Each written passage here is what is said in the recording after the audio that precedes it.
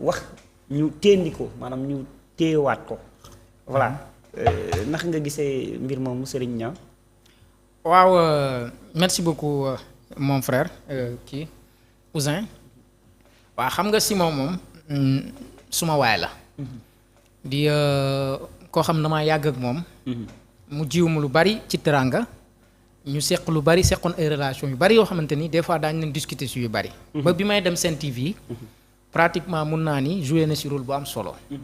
donc Simon du ko ndaw ci man du ko tuuti ci man waaye kilifa la ci man. ma jox ko respect lool ak cër ak wormo. di ko ñaanal nag si xat-xat yi mu nekk. yàlla suñ borom bi subxanahu wa taala anhu génne ko si ba mu delluwaat si njabootam. parce que xam naa ni foofu mu ne. du place am te xam naa ni nag cuuneem itam. dugalu ko fa bàyyiwu ko fa tamit. waaye xam nga métier bi ñu nekk muy métier journalisme dafa nekk métier boo xamante ni ay risques yu bari daf ci nekk. maanaam ni sa benn tànk nekkee ci biti noonu la sa benn tànk nekkee ci biir kaso bi. parce que def ci infraction dafa yomb. surtout nag boo demee ba occuper yenn responsabilité yi nga xamante ni yow doo bind doo wax waaye bu ñu bindee. sa responsabilité mën na ci situé wu. loolu nag mooy appréciation benn bu njëkk. bi nga xamante ni def naa ko. waaye bu ñu duggee nag dans l'analyse. ñu dem dans l'analyse. bañ a wax ci parparloo. bañ a wax ci émotion. bañ a wax ci mbokk bañ a wax ci xarit waaye ñu dem ci logique ak li nga xamante ni mooy dëgg. parce que loolu la ñu fi tegee. xam nga ci li ñu njortees. dafa am benn publication boo xamante ni nee nañu Zik FM daf ko def. boo xamante ni waxuma nag loolu la waaye ci li ñu njortees ak li ñu taxaw. bi tax le procureur autosaisir ci mbir mi. moo di ni dafa am xibaar yu ñu fësal. wax ni kii di le président bu Côte d'Ivoire muy Alassane Dramane Ouattara dafa convoqué Ousmane Sonko pour delloo ko sa responsabilité par rapport nee nañu ak ay crise politique yoo xamante ni dafa am Sénégal.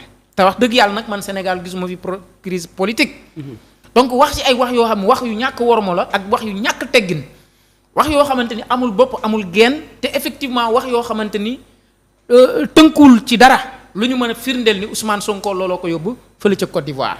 parce que li yóbbu Ousmane Sonko Côte d'Ivoire loolu dinañ ci ñëw mais fondamentalement tey journalistes yi war nañ xoolaat seen liggéey souvent yàgg nga fi dégg may wax tàyyeel gi nga xam des fois dafay nekk ci journalistes yi tey publication bi nga xam Zik FM def na ko je parle de Zik FM fan lañ ko jëlee Serigne baal ma publication bi sax dafa mel ne maa ngi koy gis nii xam naa suñu technicien dinañu ko illustrer parce que publication bi Zik FM 89.7 officiel moom moo ko daal di publier di relater même information bi nga xamante ni voilà léegi Ouzin information bi fan lañ ko jëlee fan lañ ko jëlee voilà mi ngi noonu du Afrique confidentielle Afrique confidentielle bii journaliste bu crédible wala journaliste bu tënku ci mission fondamentale journaliste mooy informer juste et vrai fii du sa wéeruwaay Afrique confidentielle bii du journal bu légitime du journal bu crédible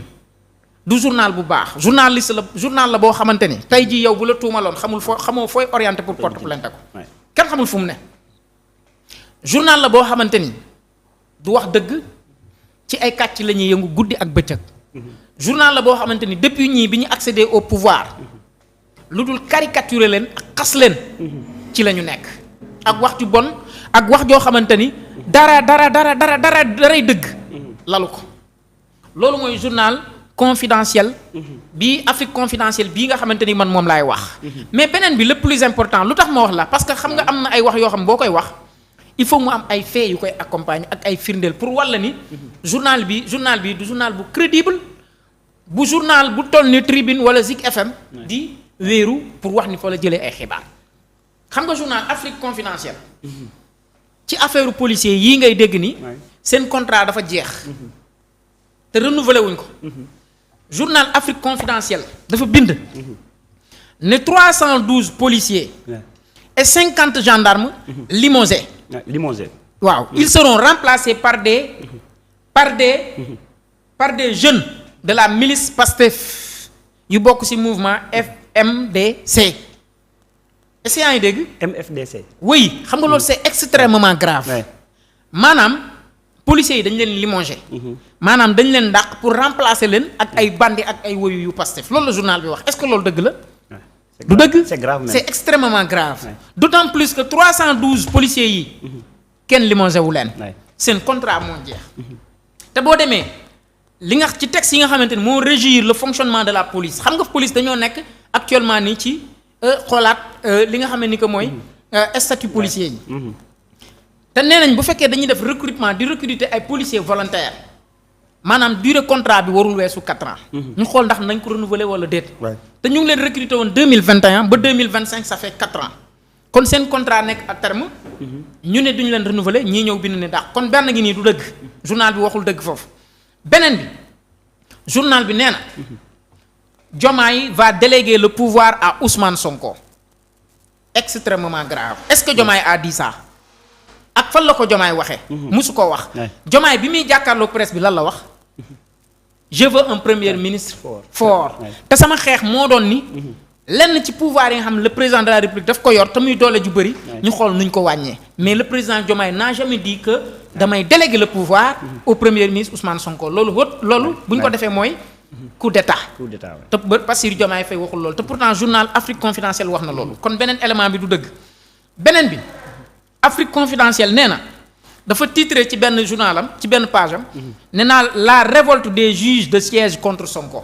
maanaam nee na justice Sénégal dañu entamé benn bras de fer contre Ousmane Sonko du dëgg yow ci réew mi nga dëkk xam nga ne loolu amut muy troisième élément journal Afrique Confidentielle nee na dañoo sàkk woon pour ñu yëkkati mbalaanu kiiraayu Amadou Ba chef de l'opposition ak bu Birima Mangara le juge d'instruction ne ñeet du si dal te nee na loolu Sonko moo ko santaane woon juge d'instruction bi daal di koy gàntal loolu man yëguma ko bu amee dama ne nag yëguma ko loolu mu ne c'était en 2025 février 2025 bi beneen bi mu wax lu garaaw lu dangereux nee na Sonko avait signé un pacte avec les jeunes du sud yaa ngi may dégg bu baax nee na Sonko avait signé un pacte dafa signé woon benn pacte avec les jeunes du sud yoo xamante ne dañoo bokk ci mouvement rebelle yi muy mouvement FMDC pour lan bu Casamance nee na dafa signé woon contrat ak ndaw ñooñu jox leen ay armes pour ñu ñëw taal Dakar nee na looloo taxoon Ousmane Sonko def point de presse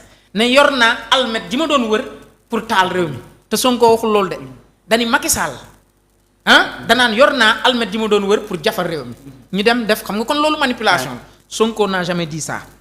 beneen bi Afrique Confidentielle te boobu duma ci xóot parce que sujet la boo xam ne di nga ci ñëw mais dama koy brosse. moo ne Ousmane Adji Sarr dafa am nationalité suisse. c'est faux.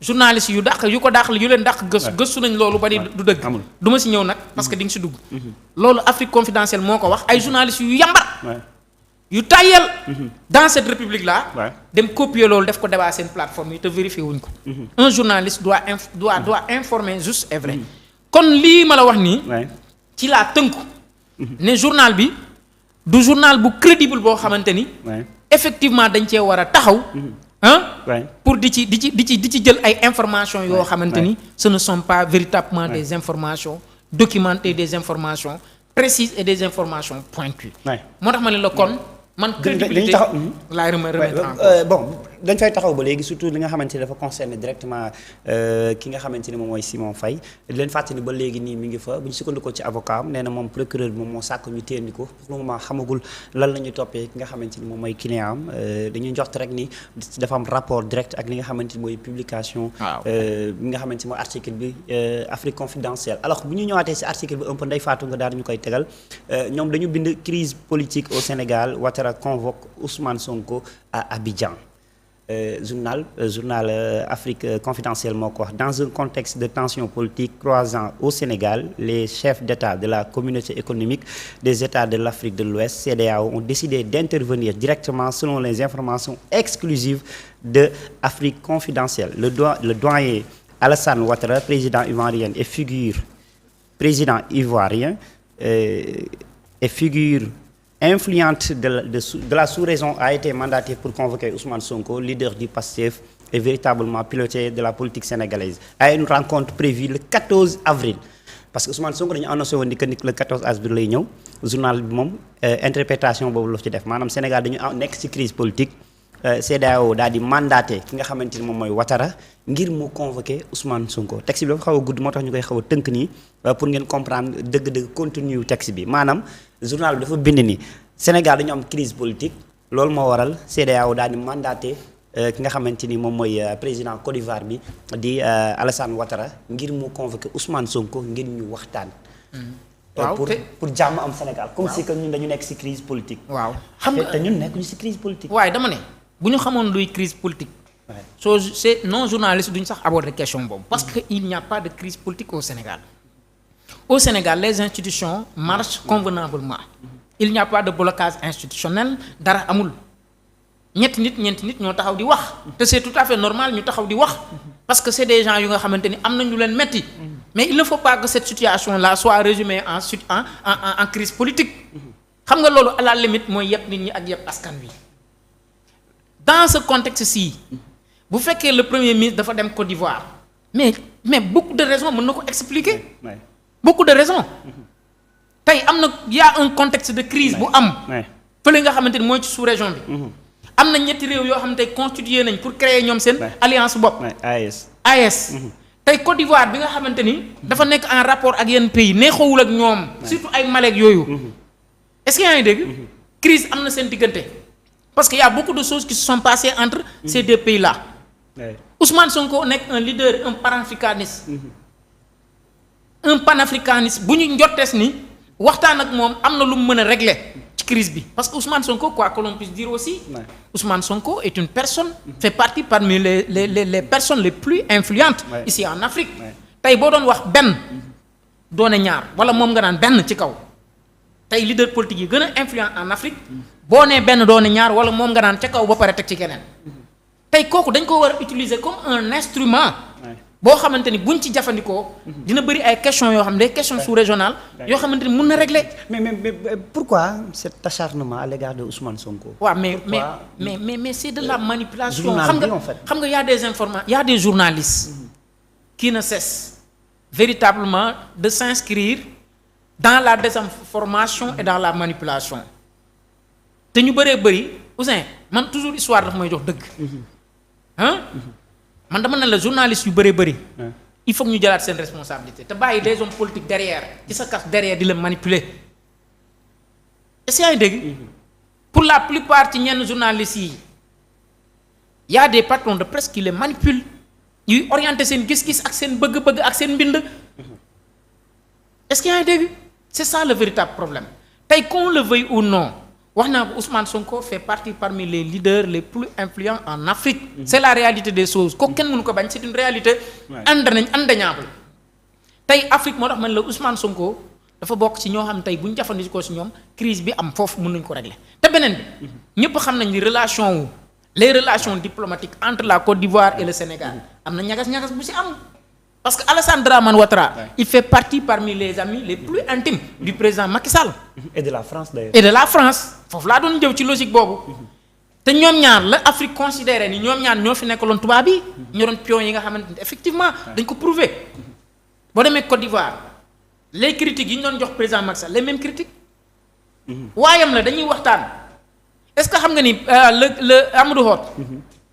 Amadou Hott nekkoon ministre de Macky Sall. bi mu soxlaa Banque africaine de développement. mais Côte d'Ivoire daf ko xeex. te Côte d'Ivoire googu ko xeex le président Alassane Dramane Ouattara ami intime président Macky Sall la. lu tax jàppalewul un ancien ministre du président Macky Sall dem di jàppale la Mauritanie. parce que autorité sénégalais yi loolu xeex. est-ce que yaa ngi dégg. parce que jàpp na ni tey taxawaay bi ñu am. ak li ñuy wax ci président Macky Sall moo ko naqari. loolu dong la. léegi nag moo tax ma ni la il faut que ñu am une objectif gis nga réew mi waruñu xool lu koy yàq tey aujourd'hui il y a des choses beaucoup plus importantes. l'État est en train de faire des efforts considérables pour le développement de ce pays. ci loolu la ñu war a focus. mais Serigne. waaw mais Serigne dañu gis ni.